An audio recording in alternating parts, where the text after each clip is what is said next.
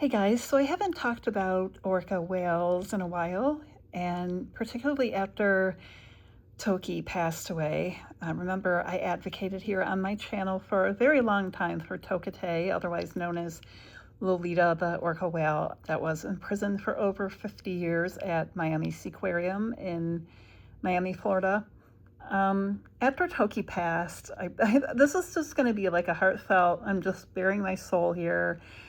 I'm going to talk about orcas a little bit, and I don't know why, but I've been thinking about her lately, and I'll once in a while I'll get into these modes where I'll just feel this intense grief come back to me. And I know that's really strange because I never met Toki in person, but I feel so close to her, and something about her really touched my heart. And I almost felt like she was kind of like my daughter in a way, which was really, really strange. And when she passed, I was so heartbroken, and something inside me almost felt like it died, like a piece of me died when she passed.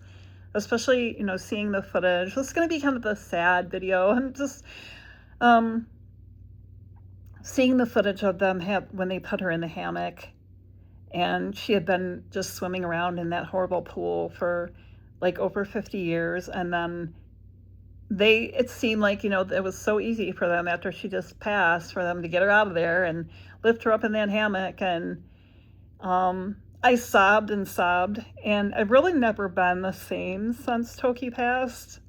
I advocated for orca whales and dolphins for a very long time. And then when Toki passed away, I was so broken because I had had this naive hope that all the people who said that they were advocating for her and everything, that she was really going to go somewhere to a sanctuary. I really, really believed that. And then when she mysteriously died, suddenly mysteriously died before they were supposedly supposed to relocate her. I just was so shattered, spiritually, emotionally, everything, that it's been extremely difficult for me to advocate for another whale since her death. I haven't really been able to. I advocated for Shemenk for quite a while, and also Corky. And I know that Toki would want me to continue advocating for orcas, but I'm really, really broken and scarred and traumatized about Toki's death. And I kind of transferred a lot of that passion for the last couple of years into advocating for, animals in laboratories and beagles, particularly since I'm a beagle mom and from a testing survivor. But I kind of transferred all that passion and everything into that area of animal advocacy, including being vegetarian, vegan. But the orca thing, like, I've loved orcas and whales since I was a little girl. Orcas are actually my favorite animal in the world, above and beyond dogs or any other animal.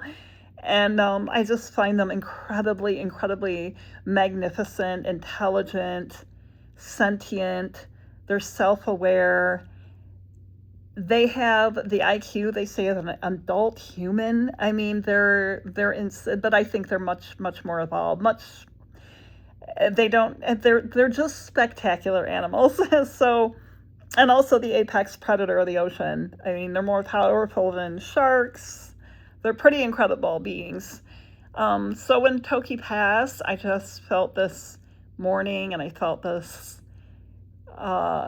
grief that was so deep that I haven't really felt grief like that only a few times in my life, with the passing of like my parents and my other dog, my little dog Penny, back in 2014. But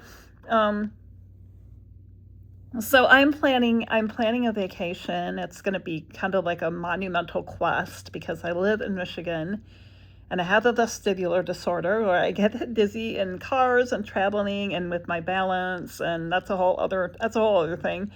But I'm planning this epic, epic trip to Washington to Whidbey Island and Penn Cove, the place where she was born, and the place where she was stolen at 4 years old, just minding her own business, beautifully swimming with her pod in Penn Cove.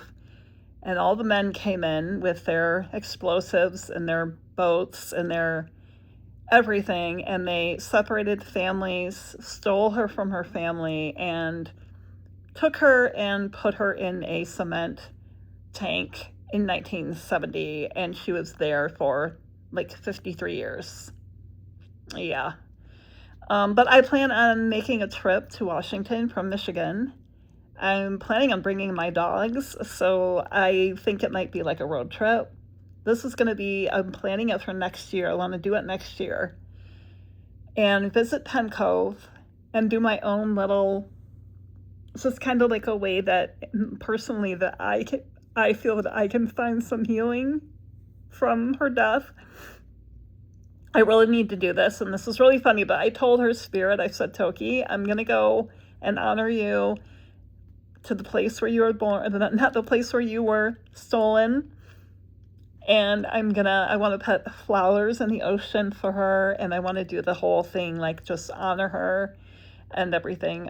So yeah, I want to do that next year, and that's a big, huge, epic vacation. So I wanted to read this to you guys about the Penn Cove orca capture with Lolita Toki. The 1970 Penn Cove orca capture was a brutal event driven by high-paying marine parks seeking exotic attractions. Driven by the era's ignorance regarding marine mammal intelligence and intense commercial greed, capture teams utilized explosives, airplanes, and nets to corral the L-pod.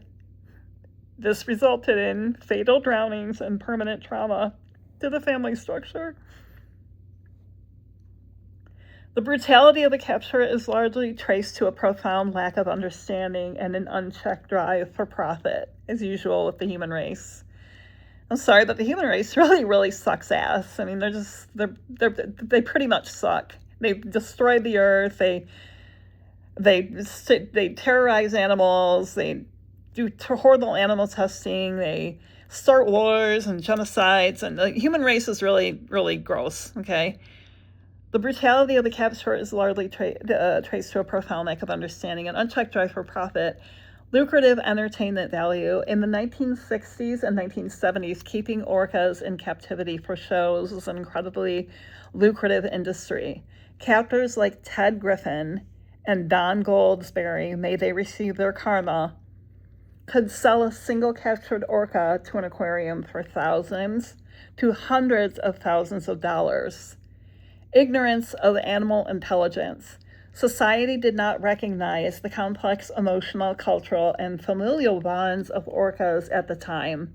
Because they viewed killer whales simply as dangerous, expendable marine assets, captors had few moral qualms about violently separating calves from their mothers.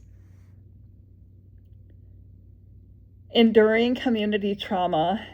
The traumatized L-pods suffered immensely. 7 young calves were taken away from their families and shipped to marine parks, including Toki, who spent decades at Miami's Seaquarium tank. During the violent haphazard roundup, at least 5 orcas, including 4 calves, drowned after getting hopelessly entangled in the nets. In a cruel cover-up, the captors secretly weighed down and sank the bodies of the drowned orcas so they wouldn't have to report the deaths or face regulatory scrutiny. Isn't that just absolutely sickening? So I'm going to come up here and I want to show you guys how beautiful Penn Cove is and how beautiful the place was where Toki was stolen when she was just 4 years old. Penn Cove. I'm looking it up right now.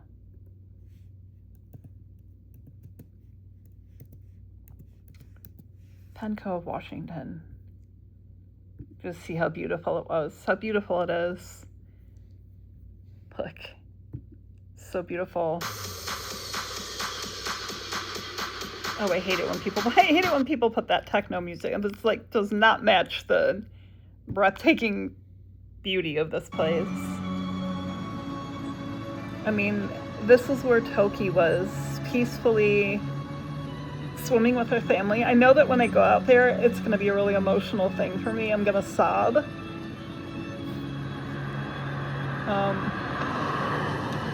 That's where she was. That's where she was swimming when she was stolen. Isn't it beautiful? So, yeah. It is sunset on Ped Cove. Captain Whitby. It's so heartbreaking that those greedy, horrible people came in and separated families, used explosives to separate family members and steal the babies. And it's just so sickening. I can't wrap my head around it, how cruel humans are and have always been. And I just pray that with all my heart that there's a heaven, and that these whales and these animals that have been captured and enslaved and ultimately passed away in these imprisoned concrete pens, that they're really truly free. Like there's really a place that they didn't cease to exist, that their lives weren't in vain, that there really is a place where they're swimming in paradise. Thank you for listening. Bye-bye.